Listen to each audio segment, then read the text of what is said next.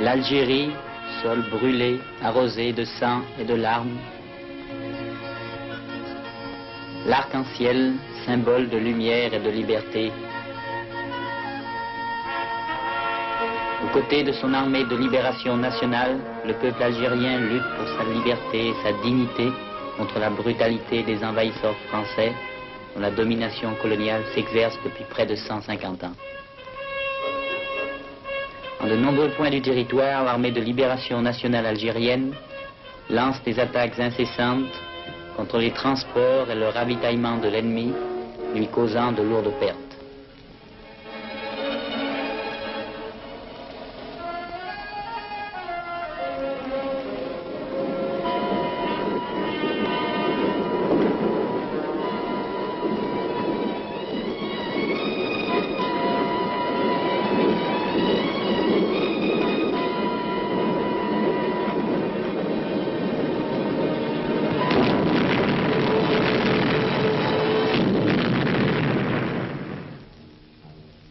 Une importante mission vient d'être exécutée. Le détachement se retire dans les montagnes.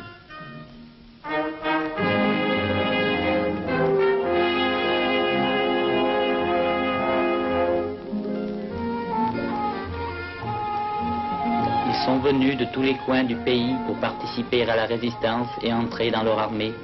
Beaucoup ont des raisons personnelles qui déterminent leur volonté de combat. Ils ont vécu la cruauté du colonialisme français, comme cet étudiant, ce paysan ou ce maçon.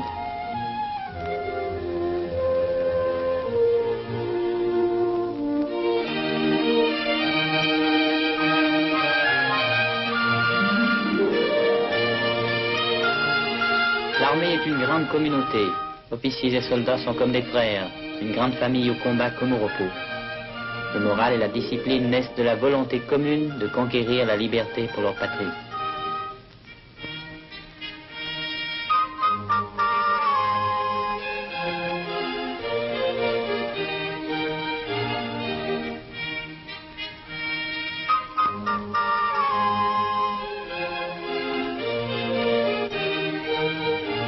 Les soldats apprennent la technique des armes pour être aujourd'hui plus forts dans le combat et s'instruisent pour aider demain à la reconstruction de leur pays libéré.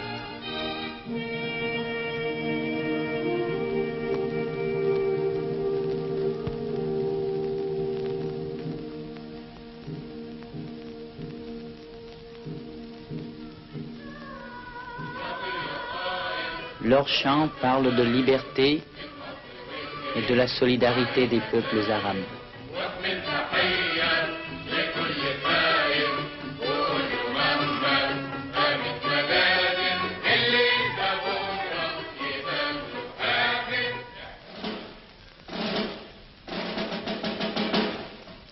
Une nouvelle mission de combat. Rapport de l'état-major opérationnel du bataillon. La compagnie reçoit l'ordre de s'unir à 2 autres compagnies pour exécuter une nouvelle mission de combat.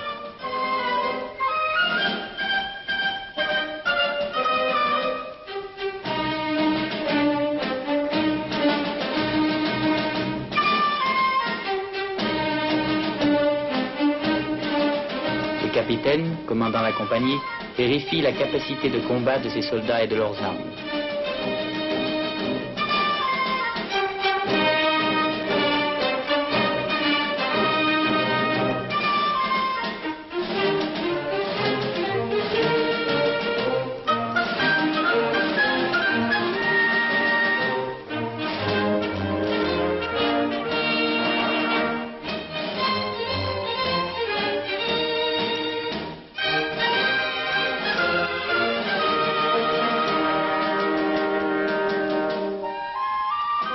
Les femmes des fermes paysannes voisines font cuire elles-mêmes la kisra, le pain du soldat. L'armée ne s'embarrasse pas de lourds bagages, les soldats se contentent de peu. Chaque groupe reçoit sa ration. Le chien de la compagnie est soigneusement empaqueté.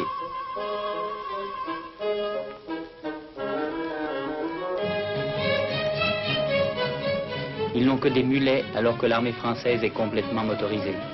Cependant, ils sont vainqueurs. 3 hommes dirigent la compagnie. Le capitaine, le commissaire politique, l'officier instructeur.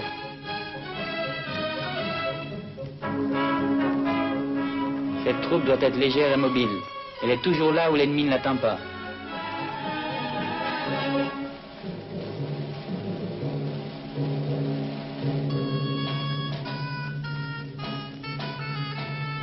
Un au revoir aux camarades blessés.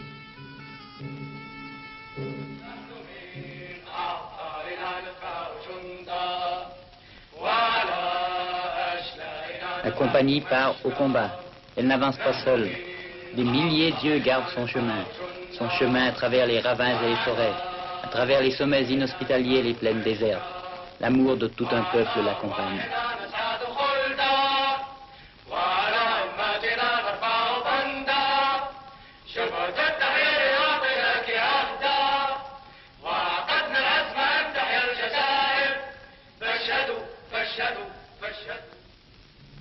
Les yeux perçants des paysans, des jeunes et des vieillards, surveillent chaque mouvement des Français.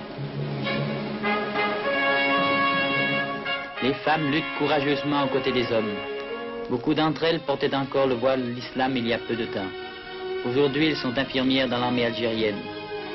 Elles doivent recourir aux armes pour défendre leur honneur. Les Français ne respectent pas la Convention de Genève et font aussi la guerre aux femmes et aux enfants.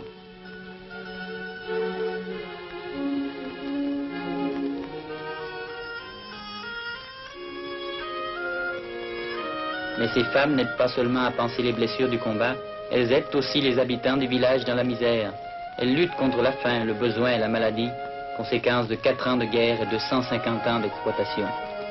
C'est avec dévouement qu'elles remplissent leurs tâches. Beaucoup y perdent la vie.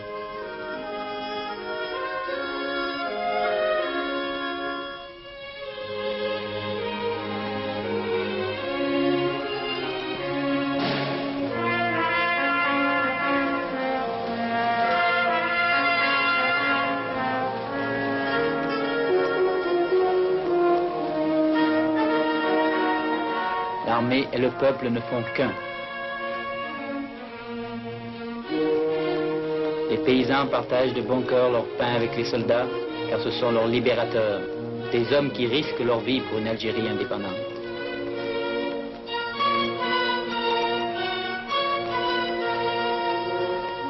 Ce jeune paysan rejoindra bientôt aussi les rangs de l'armée de libération.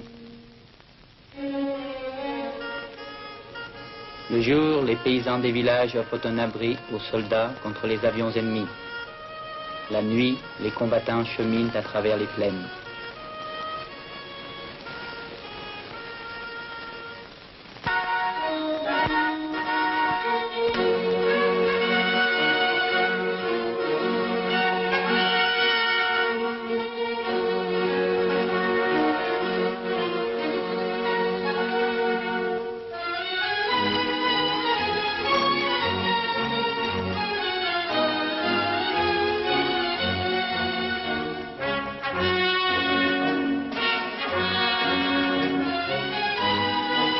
Compagnies se sont réunies en bataillon, mission, attaque contre un point d'appui militaire français.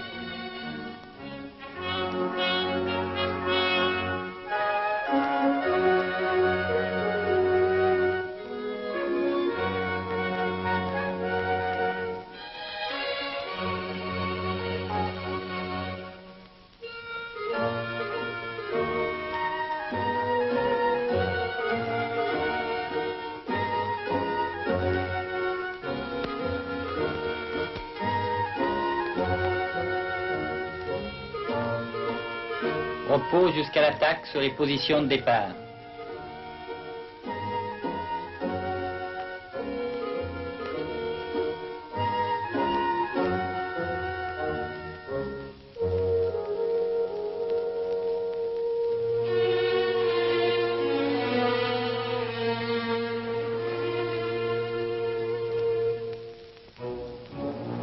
Des avions ont repéré les avant-postes.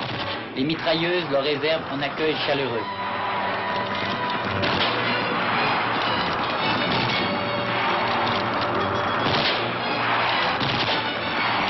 appareil est touché et s'abat.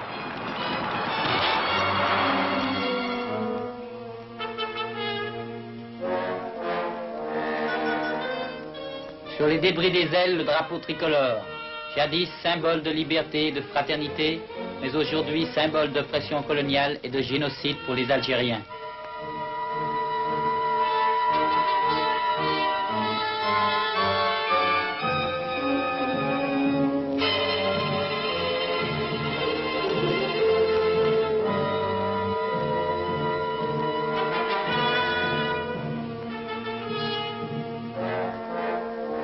C'est dans cette vallée que se trouve le fort français. Une patrouille de cavalerie quitte les positions françaises. Les éclaireurs algériens sont prêts à tirer, mais la patrouille ne remarque rien d'anormal.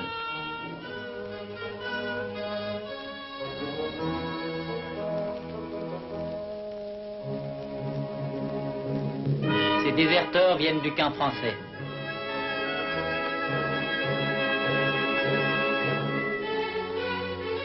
Deux d'entre eux sont des Algériens, enrôlés de force dans l'armée française.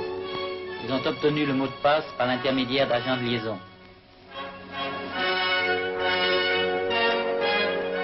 On les accueille comme des frères.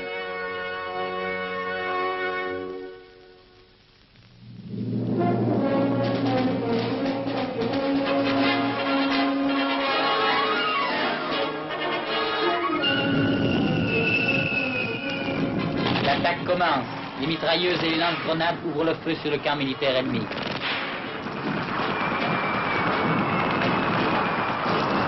Les lance-grenades atteignent leurs objectifs.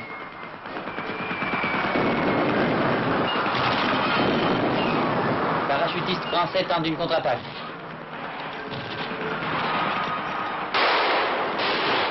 Bien que blessé, notre opérateur filme les Français.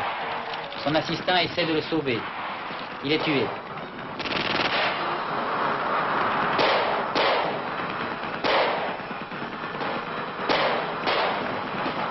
La caméra est atteinte aussi, c'est pourquoi nous n'avons pas d'image de l'assaut du fort. Les médicaments et les pansements ne suffisent pas. Les premiers soins sont donnés aux blessés ainsi qu'à notre opérateur dans un hôpital de campagne.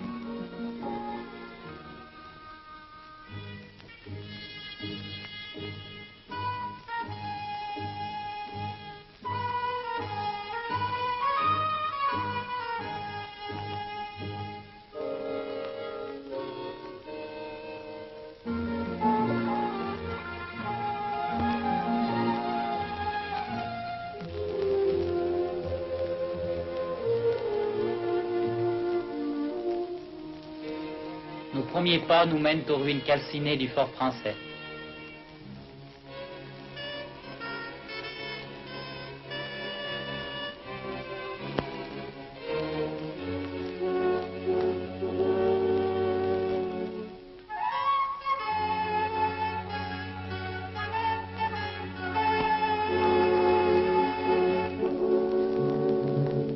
Mission remplie.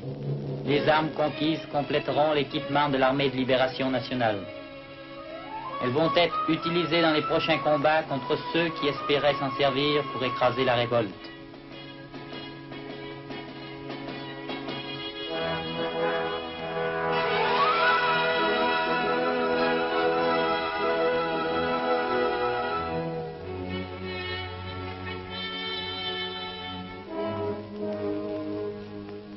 Mais l'assaut du camp retranché français a causé des pertes aux combattants algériens.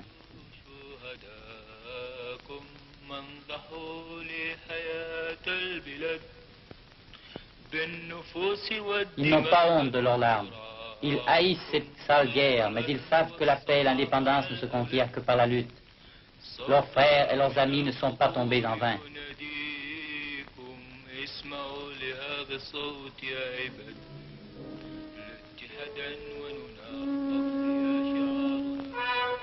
Le jour est proche où le paysan algérien pourra tracer ses sillons dans un sol libre, où cette terre arrosée de sang donnera les fruits d'un travail pacifique seulement à ceux qui la travaillent.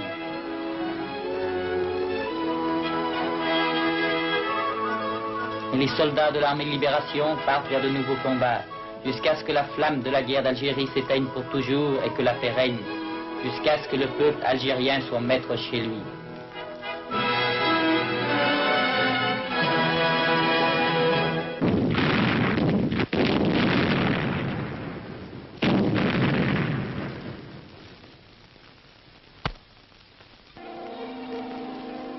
Au pied de cette montagne, 7 Algériens ont été assassinés par les Français et leurs cadavres enterrés pour effacer toute trace.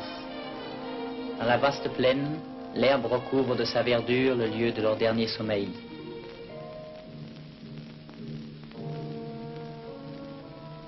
Terre brûlée, forêt ravagée par le napalm, partout des ruines sous le soleil brûlant.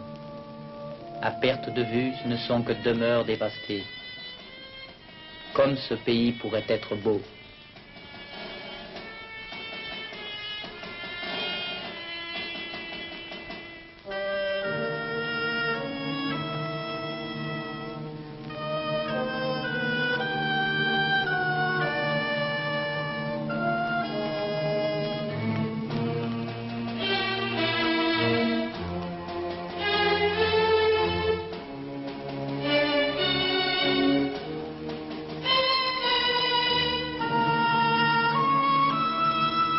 Notre compagnie rencontre sans cesse des hommes de notre peuple fugitifs sur le sol de leur propre pays.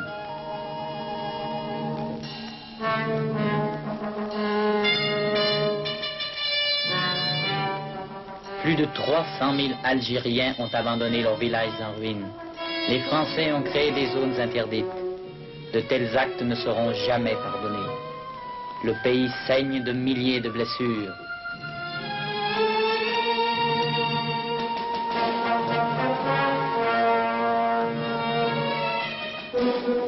À chaque point d'eau encore utilisable, des réfugiés et encore des réfugiés.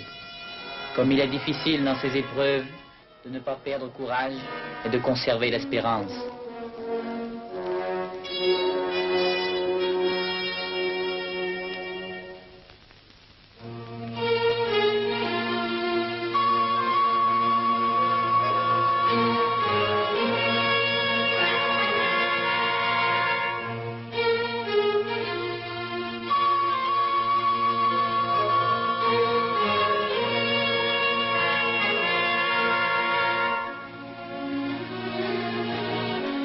Ces pauvres gens sont restés sans manger depuis des jours.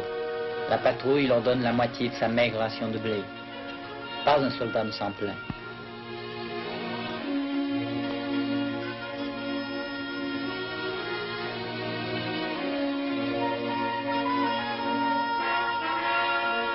L'armée aide ainsi le peuple, comme le peuple aide l'armée.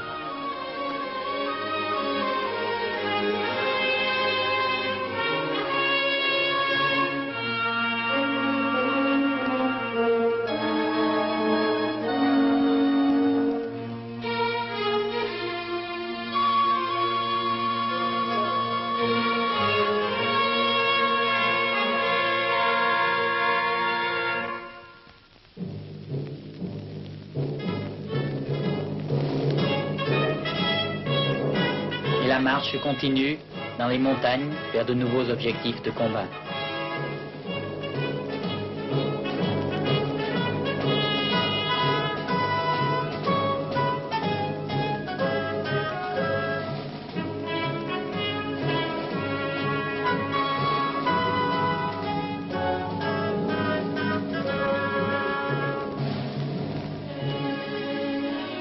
Tandis que les réfugiés poursuivent leur route sans fin dans la région de Constantine, à travers les montagnes, en direction de la frontière tunisienne. Ils espèrent trouver un asile, le repos et la paix, en attendant la libération définitive de leur patrie.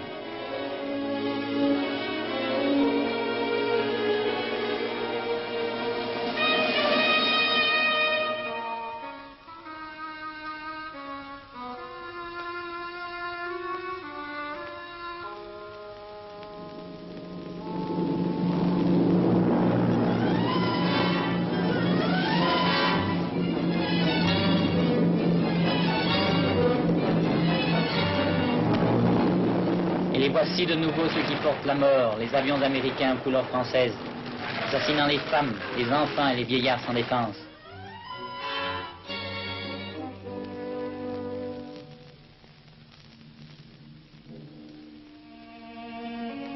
Sakiet Sidi Youssef, 8 février 1958, 10 heures du matin. Un paisible village à la frontière algéro-tunisienne. Ils cherchaient un refuge, ils ont trouvé la mort.